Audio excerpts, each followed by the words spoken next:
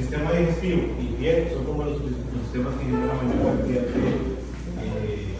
clínicos, ¿verdad? Y es importante que con la especie que estén trabajando tenemos que tener conocimiento de las características anatómicas, fisiológicas, de qué está comiendo, cómo está comiendo, etcétera, etcétera, porque ahí van a descubrir las vías de las posibles patologías. ¿Está claro? Esa diapositiva ahí es relacionada un poquito a parte de cómo el sistema digestivo logra defenderse o características de la inmunidad innata y adquirida para actuar contra los patógenos que pueden atacar o querer entrar desde el sistema digestivo. Entonces, estas 4 primeras de aquí, ¿cómo creen ustedes que ayudan como mecanismo de defensa? Las papilas gustativas, ¿cómo nos ayudan a mecanismo de defensa? Sí, que si se me caga la boca y sabe feo. Y sabe feo, no escucha nada, los escupo, ¿no? El vómito, salivación, igual, pH, degradación, mata algo patas. así. ¿Está claro? El peristaltismo y producción de muco, ¿qué relación tiene con mecanismo de defensa? Peristaltismo es como la diarrea. Aumenta el pasaje para tratar de tirar lo más pronto posible. Y el aumento del peristaltismo lo podemos relacionar con presencia de diarrea. ¿Está claro? La microbiota, las toxinas, las inmunoglobulinas. son mecanismos de defensa del sistema Exactamente. ¿Microbiota dónde? en las paredes del estómago. Microbiota ruminal, por ejemplo, ¿verdad? Entre ellas pueden ayudar a controlar patógenos, o la microbiota intestinal, ¿verdad? De hecho, se cree que muchas de las patologías en humanos, principalmente se ha sacado esa investigación, muchas de las patologías metabólicas en humanos están relacionadas con disturbios de la microbiota intestinal. Entonces, hay un montón de estudios ahora que están trabajando con estudios para tratar de reconstituir o analizar o saber cuáles son las características de la microbiota intestinal para el control y tratamiento de enfermedades metabólicas, por ejemplo, en humanos, ¿verdad? Lisosimas en la saliva y enzimas proteolíticas a nivel intestino, o sea, todo eso son, esas sí las recuerdan, ¿verdad? ¿Quiénes eran esos muchachos? Y que era un mecanismo por el cual muchos virus o bacterias trataban de eliminar. Pero en principio están ahí para tratar de defender. Pero claro. Bueno, y nada más para recordar, la principal vía de este patógeno de la forma digestiva sería por la ingesta. Profe, lo de renovación de epitelio. Entonces, ¿qué tipo de epitelio tenemos en el sistema digestivo? El glucoso, ¿verdad? Y al igual que la piel, un epitelio que está renovando constantemente. Entonces, esa renovación constante, por ejemplo, en 24 horas podemos tener una renovación de epitelio, ¿verdad? Entonces, esa renovación constante facilita que muchos de los patógenos se desprendan cuando se desprende ese epitelio. Esa renovación constante es como un mecanismo de defensa. ¿Está claro? Entonces, ahora sí, empezamos a hablar de patologías según las regiones. Y vamos a empezar a hablar de boca, lengua y encías. ¿Verdad? ¿Sí conocen los términos de inflamación correspondientes? Estomatitis, ¿Verdad? glositis. ¿Qué es estomatitis? ¿Qué es glositis? ¿Qué es gingivitis? ¿Está claro? Entonces, dentro de algunas patologías genéticas de malformaciones podemos tener eso, facilitar. Hay un montón de ejemplos, solo voy a poner estos dos como para tener alguna referencia. Ahora, ¿qué entendemos por desgaste dentario? Que el diente se va gastando conforme se va utilizando. Desde el punto de vista de patologías, ¿qué podemos relacionar con desgaste dentario? Problemas de oclusión. Como hablamos antes, por ejemplo, en el caso de los conejos, ¿verdad? O en el caso de los caballitos. Ahora sí, animales con problemas de oclusión, donde no hay desgaste dentario, por ejemplo, los dientes crecen anormal, o tenemos los odontomitos, por ejemplo, ¿cómo me va a repercutir en la salud del animal? No come, debilidad, baja función corporal, baja productividad, etcétera, etcétera. Pero claro, otro tipo de lesión que podemos encontrar en boca, puede ser erosión, úlceras, podemos tener las vesículas. ¿Recuerdan cómo se formaban? ¿Cuáles eran los mecanismos por los cuales? Cuando hablamos de úlcera, ¿cuál es el tipo de lesión que tenemos aquí en el tejido? Un destrozamiento del epitelio. Entonces, cuando úlceras hay pérdida del epitelio, ¿verdad? Que inclusive puede tener a través de una vesícula o una ampolla, ¿verdad? Yo recuerdo cómo era que se formaban las ampollas de los vesículas. Era por la extensión de los cromosomas.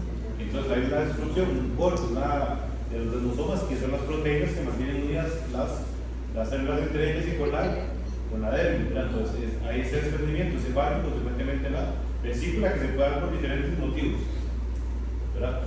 Y aquí les pongo una lista de enfermedades que me pueden generar ulceraciones y vesículas. No sé si las recuerdo. Es el exantema. ¿Ah? Exantema vesicular. Todas esas de aquí, la característica común es Vesícula. vesículas, está claro. De ellos se llaman el grupo de las enfermedades vesiculares, ¿verdad? Que básicamente todas tienen la característica común es que forman las vesículas, ¿sí? Ampollas. Entonces, todos es exactamente lo mismo. ¿Cuál es la diferencia? Depende de la especie que hay. Pero básicamente, ahí para allá, da todo el mundo. Y todas que a la que no le da sería a los caballos. Pero todas ahí, en esa fila, tienen las mismas características. A todos le dan Exactamente. ¿Cuál es la característica? ampollas. Vesículas, sí. Pero claro, las otras. ¿Ah? Porque eso, no tenemos por último. ¿De eso hay alguna duda? Candidiasis. Candida albicans.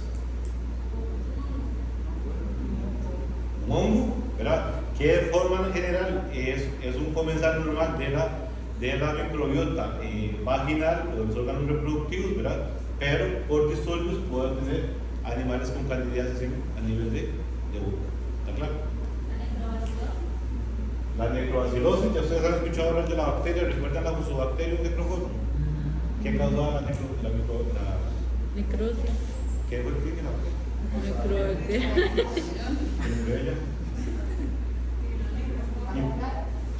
Necrosis. Necrobacterium. Necrobacterium. Ajá, yo no lo acabo de decir. Necrobacterium. Fusobacterium necroforum. Ya habíamos dicho que generaba. Habíamos hablado que hay problemas en patas, que podemos encontrar patos en hígado, ¿verdad? ¿Recuerdan eso? Y puedo tener infecciones a nivel de boca, ¿verdad? Estas dos sí las recuerdan, ¿verdad? ¿Quién es quién? ¿Cuál era la cosa y cuál era de...? Actinobacilosis era de tejidos blandos y tejidos óseos. Ahora, ¿por qué estoy poniendo aires aquí? Genera ulceraciones, ¿no? Pero ¿por qué el aire me puede generar ulceraciones? Exactamente, porque problemas de exceso, abuso, etcétera, etcétera, de aires me va a generar una insuficiencia renal. Y la insuficiencia renal se manifiesta como ¿qué era uremia? Acumulación de cuerpos nitrogenados en sangre, ¿verdad? Y esos cuerpos nitrogenados en sangre, ¿cómo se manifestaban? ¿Ulceraciones a dónde? En boca, por ejemplo, o en estómago. Entonces yo puedo tener gastritis urémica, producto de qué? De un mal uso de AINES. O yo puedo tener úlceras en boca, producto de un mal uso de AINES. ¿Por qué? Porque genera un daño renal. ¿Está claro? ¿Sí? Y consumo de cuerpos extraños, alimentación depravada. Entonces todo eso me puede generar lesiones a nivel de boca. Recuerden que aquí estamos hablando de boca. ¿Está claro? Pregunto. No. Ahí les pongo algunas lesiones. ¿Quién las logran identificar? ¿Quién logra ver la lesión en encías? ¿Logra ver la lesión en lengua? ¿Logra ver la lesión en cielo de la boca? ¿Sí? ¿Alguna duda o comentario? No.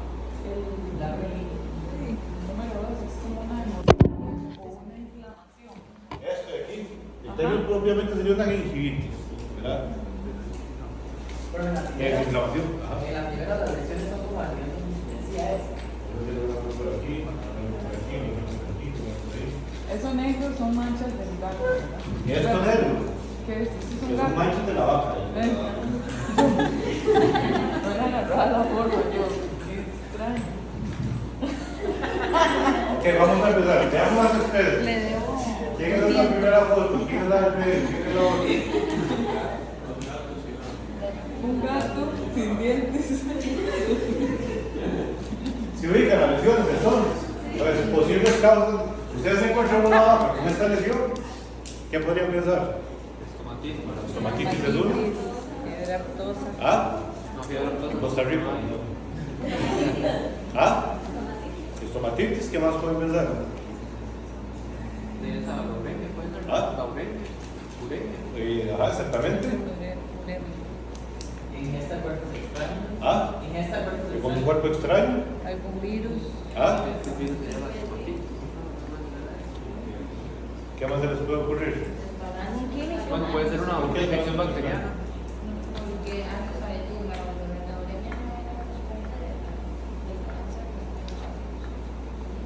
Repetimos una vez que no te entendí.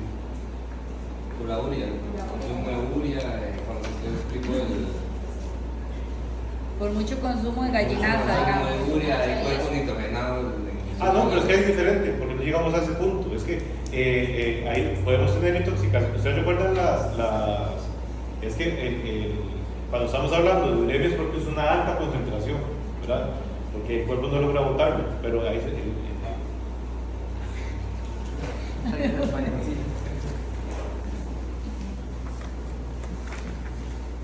tenemos la urea, ¿verdad? Hay varias formas de intoxicar. Yo puedo tener la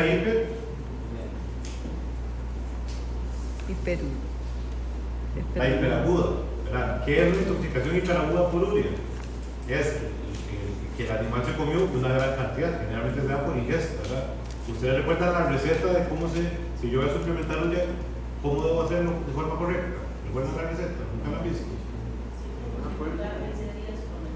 Más o menos, entonces, así, a grandes rasgos se supone que yo puedo empezar más o menos de 30 a 40 gramos por día, ¿verdad?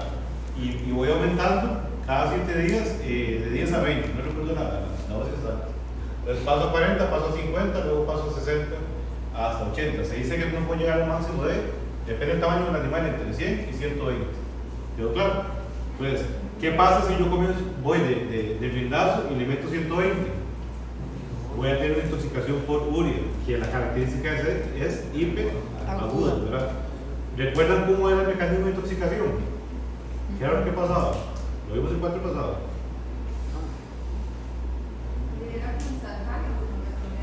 ¿Pero por qué? ¿Por qué se moría instantáneo? ¿Qué era lo que pasaba? Porque a la hemoglobina se le pegaba. Porque esto venía ahí bloqueado, entonces no había fijación del oxígeno a la hemoglobina porque estábamos con el nitrógeno pegado ahí, ¿verdad? Entonces, ¿por qué es hiperagudo? Porque hay un montón de nitrógeno que cae en rumia, inmediatamente cae en la circulación y automáticamente una anoxia. ¿Y a qué me refiero con hiperagudo? De 10 a 15 minutos, ¿verdad? Literalmente yo tengo 10, 15 minutos para salvar el animal. ¿Confían en la receta? Con vinagre. Entonces el chiste del vinagre es que amarro la urea, entonces libero el nitrógeno pegado a la hemoglobina y el animal vuelve a respirar. El chiste era que yo tengo un animal convulsionando, pataleando, con agua para abrir la boca, con agua para meter el etcétera, etcétera. Pero básicamente es eso. Entonces el cuadro hiperagudo que me genera una anoxia que en cuestión de 10-15 minutos el bicho se muere. ¿Quedó claro? Esa es la hiperaguda. Luego viene una intoxicación aguda crónica, depende como lo quieran ver, que sería con nitratos y nitritos, que es el consumo de urea bajo la forma de nitratos y cuando llegan al rumen se convierten en nitritos. ¿Qué van a hacer los nitritos? La diferencia es el tiempo en lo que llega y en la concentración que llega. Entonces, ¿cuál es la queja del propietario? La vaca camina borracha, la vaca anda babeando, la vaca anda desorientada. ¿Por qué se genera esa desorientación?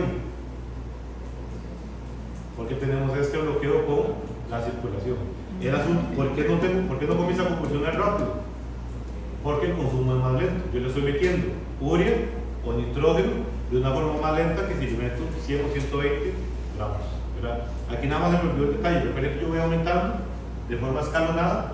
Una vez que ya llego al tope, puedo seguir dando esa cantidad, pero si pasan 2 o 3 días que no le di, tengo que volver al aumento escalonado, porque si no volvería a tener el riesgo de intoxicación. La gente dice, no, es que ya yo la había adaptado, me fui 3 días para la playa, el cuarto día lo voy a meter aquí. Ya el rumen pierde esa adaptación, hay que volver a hacer el aumento panativo. Pero claro, pues vienen los nitratos y los nitritos, que es otra forma, bajo el mismo componente, pero bajo otra vía, ¿verdad? Y luego viene la de la urenio o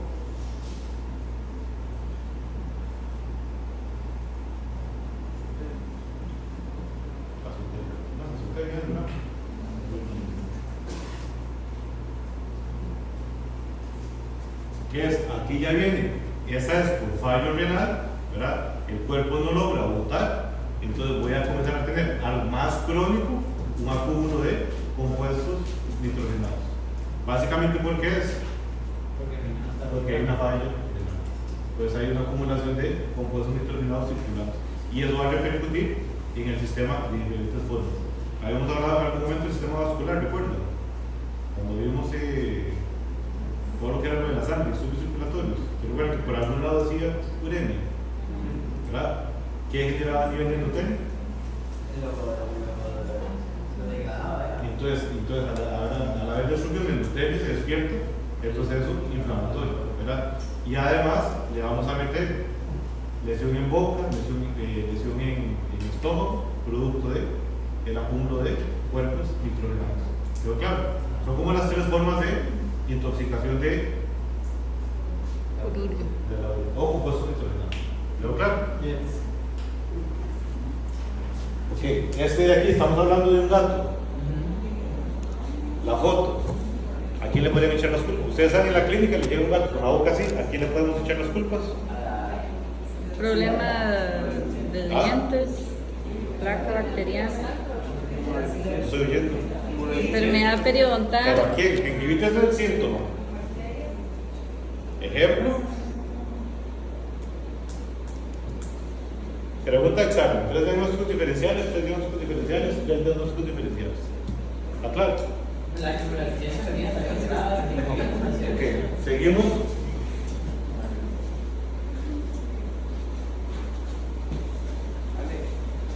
Esto lo pongo aquí porque yo me puedo encontrar un animal con una lesión en boca, con una mordida, con una úlcera, producto de un problema neurológico. Ejemplo, el animal convulsionó, ¿verdad? Y se termina mordiendo y lesionando la lengua, por ejemplo, ¿verdad? Y el problema no es a nivel de boca, el problema es a nivel de, o sea, viene de problema neurológico. ¿Quedó claro? Bueno, ejemplos de neoplasia, podemos encontrar, recuerden que puede haber cualquier tipo de neoplasia, aquí pongo como las más comunes. Y esto que pongo aquí, ¿recuerdan por qué? ¿Quién era estos? ¿Y qué relación tiene con esto? Las tetraciclinas que generaban como manchas. Entonces, las tetraciclinas en animales jóvenes, la consecuencia es manchas dentales, ¿verdad? ¿Y por qué pongo distemper ahí? Porque el distemper en animales jóvenes le altera el crecimiento, el desarrollo del esmalte dentario, se puede hacer una hipoplasia del esmalte dentario producto de el distemper, que no sé si logran ver como se ven los dientes en la foto. Sí. ¿Ah? ¿Ya todo el mundo vio?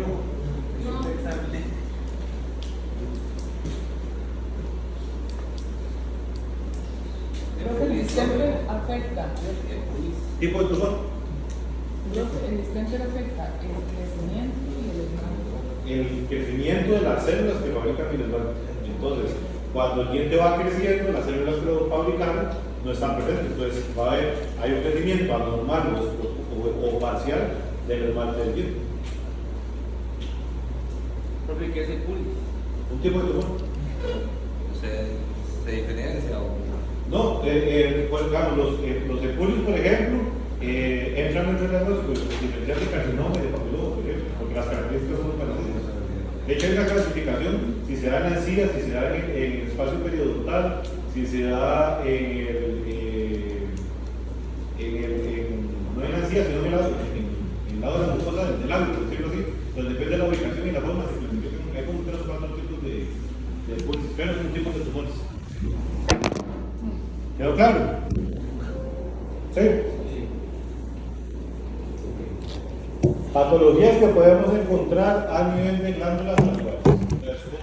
cuando tenemos una inflamación de las glándulas. ¿Qué sería este? ¿A quién le suena? No oigo, chicos. Estamos hablando como yo. Degeneración.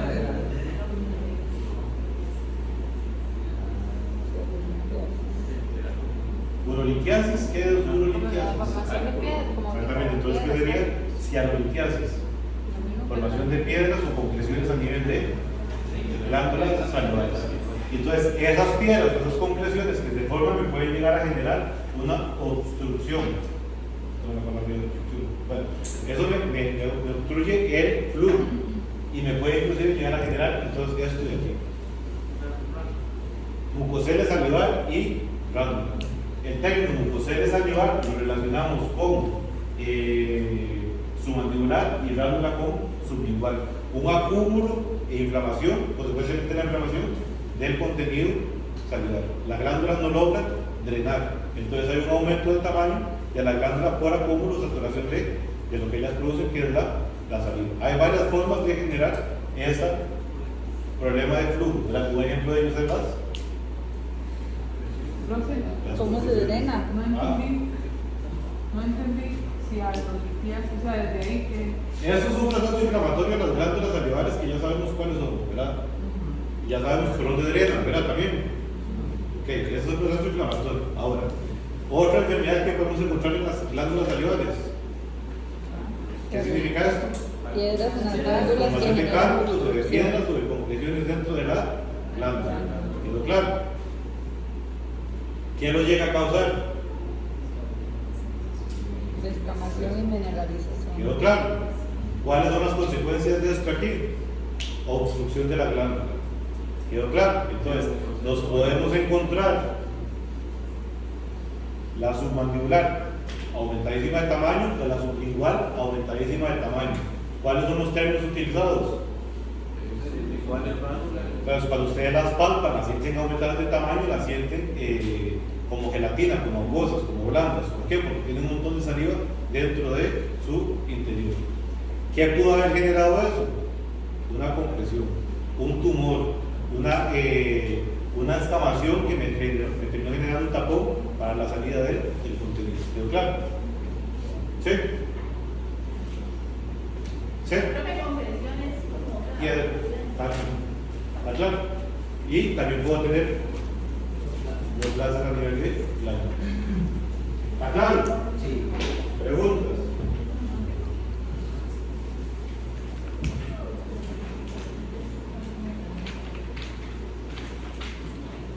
El siguiente órgano sería, ahí me estoy fijando la faringe, ¿verdad? Ahí hablamos de la faringe y nos caemos al esófago. ¿Y la palabra para la información del esófago? Y ahí le pongo una lista de sustancias o eventos que pueden pasar a nivel de esófago. Lean y me preguntan si no entienden algo o no recuerdan algo. Aquí nada más el detalle. ¿Por qué es que le estoy poniendo esto aquí? La explicación que les di al principio, la pregunta que hizo Gamboa es que se cree que los prestómagos, o sea, lumen, retículo y omaso, se derivaron evolutivamente de esaculaciones del esófago. Por eso hay libros que lo llaman de prestómagos, ¿verdad? Y siempre, entonces ahí viene la pregunta, creo que cuando Gamboa preguntó eso, siempre he tenido la duda que lo correcto es decir, yo puedo decir cuántos prestómagos, lo correcto es decir, prestómagos sí. Porque los que se derivan de esófago propiamente son esos tres días. Ahí donde dice obstrucción o desvío de entrada tórax, ¿eso por qué se podría generar? Ahí en Cuerpos extraños. Baja. Vamos por aquí. Todos entendemos esto, ¿verdad? Ajá. Procesos inflamatorios irritantes sobre el esófago. Megaesófago. ¿Qué era el megaesófago? Una saculación. Una saculación o una dilatación de algún segmento del esófago. Y habíamos visto que se podía dar por causas genéticas o por causas adquiridas. ¿Quién me recuerda alguna adquirida? ¿Cómo se llamaba?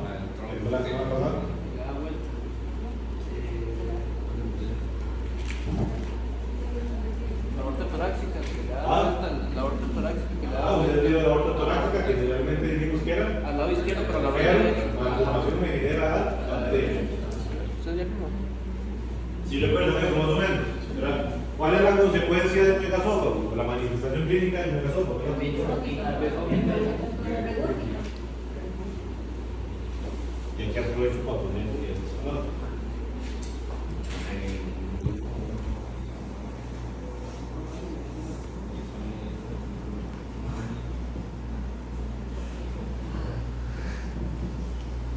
¿Cuál es la diferencia entre vómito y regurgito? Vómito viene desde estómago. Y el vómito viene del estómago y el regurgito viene de esófago. Si la comida nunca llegó al estómago, yo uso un término de Regurgito. de ahí es donde viene el término, la frase no se han escuchado, que dicen que los rumiantes no vomitan. ¿Por qué los rumiantes no vomitan?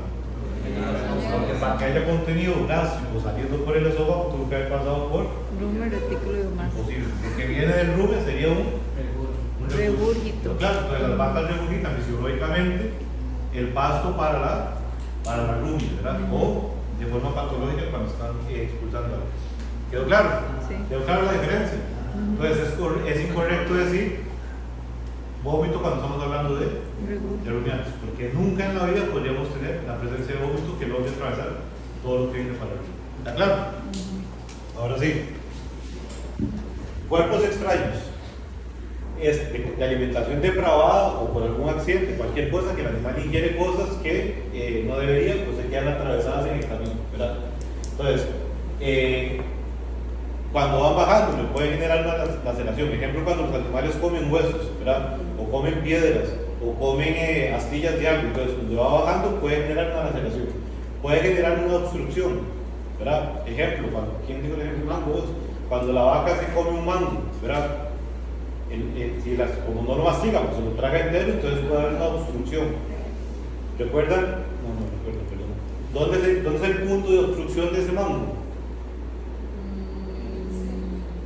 Así, el principal, ajá. ¿Qué creerían ustedes? ¿En el cardio?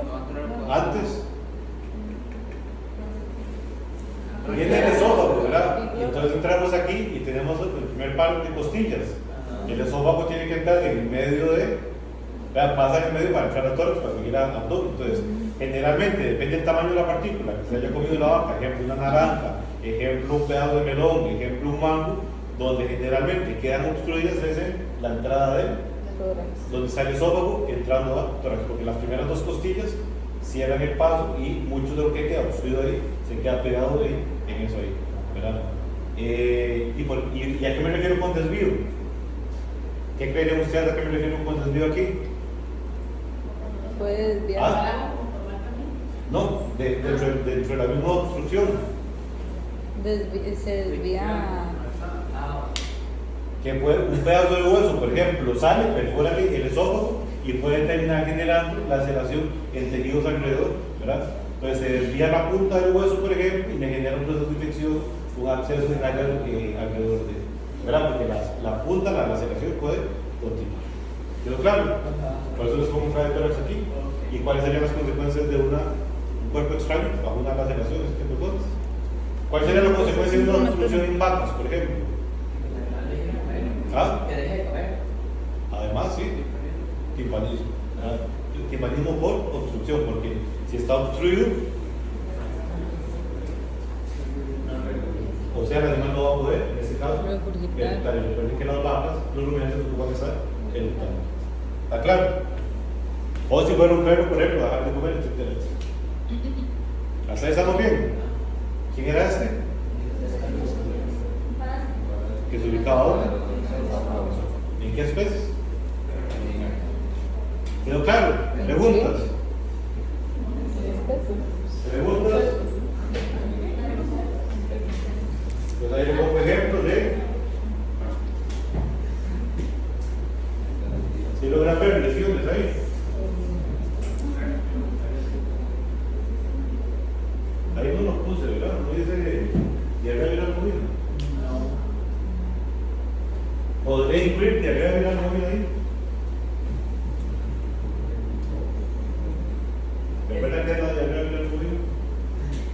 ¿Qué es la diarrea viral movida? Es una enfermedad que pasa transplacentaria, entonces el ternero cuando nace. Es una enfermedad reproductiva. Ajá. ¿Cuál consecuencia sería? Que que el animal nace y no tiene inmunidad, o sea, no lo detecta como algo extraño. La principal consecuencia es el aborto, ¿verdad? Ahora, si no lo aborta, puede que nazca un persistentemente infectado. ¿Y cuáles son las características del persistentemente infectado? Disemina. Detecta eso como extraño. Anda botando el virus por todo lado, ¿verdad? Contagiando todo el resto del rebaño, y es un animal que se puede afectar el crecimiento, animales de crecimiento lento, flacos, que se enferman a cada rato, etcétera, etcétera. Pero a nivel de digestivo, ¿qué tiene que ver la diarrea en el bovino? De que la diarrea. Genera diarreas. Pero la principal sintomatología de la diarrea viral bovina en rumiantes, en bovinos, es úlceras a nivel de esófago, y me pueden buscar úlceras a nivel del rumen, principalmente en esófago. Entonces, si algún día llega a hacer una necropsia de un ternero, por ejemplo, o una vaca, y se encuentran úlceras en el esófago, además de un cuerpo extraño, una laceración, hay que meter dentro de la lista de diarrea viral bovina, porque la fase digestiva de la diarrea viral bovina le genera úlceras en esófago. Eso es como más inflamatorio. Esa es la última. Creo que la diferencia entre esta y esta que es como que la otra es un poco más crónica. Eso es algo así. úlcera, era úlcera. No, sí, pero la otra. Aquí se lesionado. Y la última empieza con nódulos. Esas pelotas de aquí, Ajá. que pueden ser tumores, pueden ser papilomas, por ejemplo. Recuerda que en algún momento hemos hablado de la Penicillium aquilino. En español, sí, ya lo hemos hablado. Puede ser español. El hecho macho. Ah, Era el hecho macho, me puede quedar diciendo eso. de hecho, macho, man. Era una. Pero claro, sí. Seguimos caminando y entonces ya entramos a patologías de estómagos. Pues, ruminitis, reticulitis y omacitis. ¿Verdad? Ahora, mucho de lo que vamos a hablar aquí, pongan atención, que vamos a hablar de estos términos. ¿Qué entendemos por atonía ruminal? Que no hay movimientos ruminales. Y eso, más bien si alguien quisiera hablar de eso, que no tenga enfermedad, lo diría. Porque la atonía ruminal es un síndrome, ¿verdad? Usted, la queja del productor es, cuando usted lo llaman, es la vaca está timpanizada y no está rumiando, ¿verdad? Entonces uno dice, timpanismo, no, ¿por qué se comió algo? Es que está con timpanismo como pero no, en realidad hay un montón de causas, que es mucho lo que vamos a ver ahí. No voy a entrar en el detalle para que el hombre la aproveche más. ¿Quedó claro? Pero entonces, la atonía ruminal básicamente es el síntoma que vamos a encontrar en las fincas de no hay movimientos ni actividad ruminal. Y hay un montón de patologías relacionadas que yo tengo que pensar para considerar por qué es que el rumen está parado. ¿Quedó claro? Ok. Entonces ahora sí, vamos a comenzar a hablar de timpanismo. ¿Qué es el timpanismo? Cúmulo de Una gas. dilatación del rumen por contenido gaseoso, ¿verdad? Sinónimo, ¿cuál es el sinónimo de timpanismo? ¿Qué es? Ajá, hay varias clasificaciones. Entonces, el timpanismo yo lo puedo clasificar como espumoso o obstructivo. ¿Cuál es la diferencia? Sinónimos de timpanismo.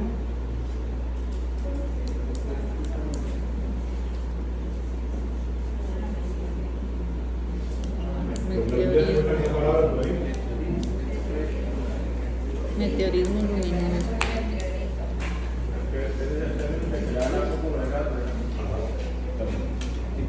¿Quedó claro? Entonces ahora sí, el timpanismo es acúmulo de gas dentro del rumen. Porque recuerden que la rutina es, el animal come pasto, hay movimientos luminales para mezclar el contenido luminal y en ese proceso eructa y en ese proceso regurgita para que se dé la rumia. ¿Quedó claro? Entonces, ¿qué es lo que pasa aquí? Está bloqueado ese mecanismo de eructar y liberar gas que se produce dentro del rumen. ¿Quedó claro? Entonces, hay del tipo espumoso y del tipo obstructivo. Empiezo por el fácil. ¿Qué sería un timpanismo obstructivo? Como lo que estamos hablando de los Se combina naranja, un pedazo de sandía, un pedazo de piña, algo que obstruye el esófago. Eso es uno. O un tumor, o una tuberculosis, o una pericarditis. O sea, cualquier cosa que hace que el esófago haga ese movimiento para liberar gas, el esófago siempre tiene que estar. Impide que el esófago se abra para eructar. ¿Por qué una pericarditis? ¿Por qué una pericarditis?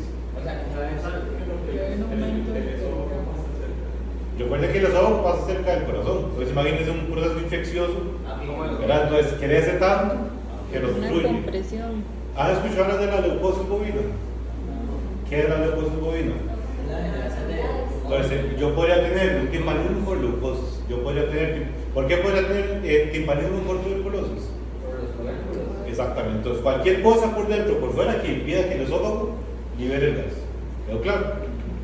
Ahora, ¿qué es el timpanismo espumoso? Es que ese gas se acumula dentro del esófago porque hay una capa de espuma.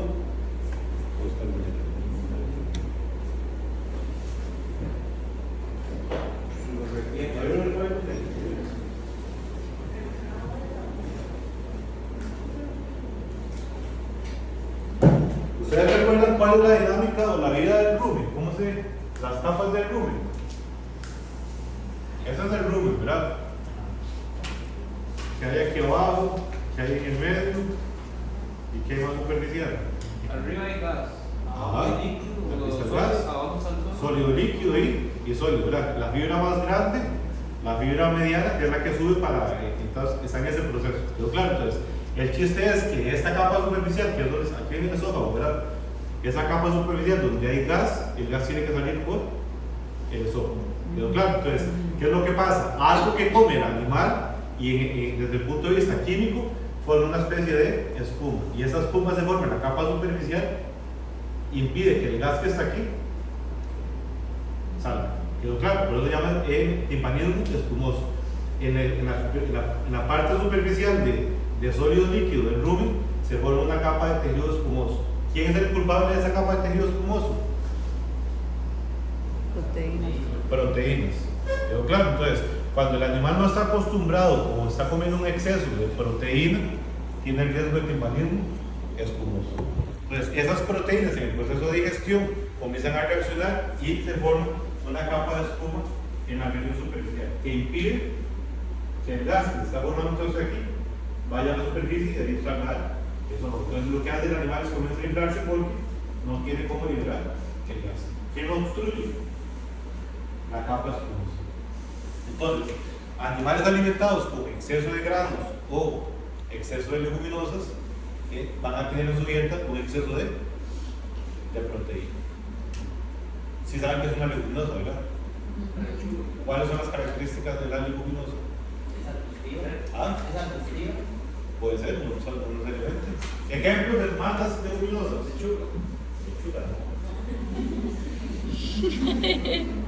Pues en inglés. Por ejemplo, Ajá. ¿El botón de oro? Botón de oro. ¿Qué más?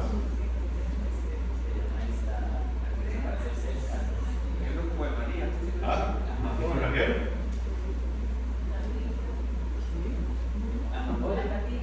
Maní forrajero. Amapola, morera.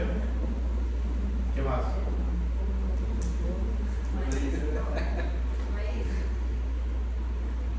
Maíz o algodón.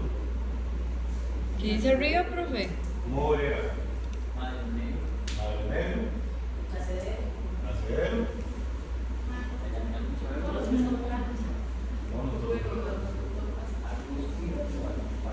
Es que hay otros arbustivos, hay otros que son arbóleos. La eucaena, por ejemplo, es arbóleo. Podríamos ir un día a pasear para que vean muy leguminosas, claro.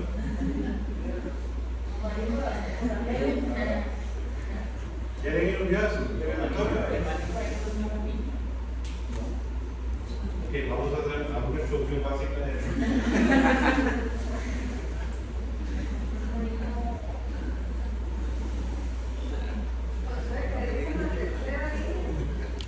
leucaena, morera, joroba, amapola, que también le llaman el clavelón. Depende de la zona, amapola o clavelón, ¿verdad? Botón de oro, maní forrajero, platilia, que son las que me acuerdo. Y nacedero, que es de la compañera, rabiza, que es el nacedero, ¿verdad? No me equivoco. Maní forrajero. Ok, ¿qué es una gramínea?